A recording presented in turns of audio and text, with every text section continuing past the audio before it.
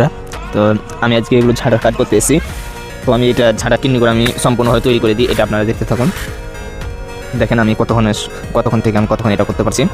আর যদি ভিডিওটা যদি ভালো লেগে থাকে তাহলে অবশ্যই লাইক কমেন্ট শেয়ার করে দেবেন। দেখুন আমি কীরকম করে বানাই এটা, আর কতক্ষণ টাইম লাগে।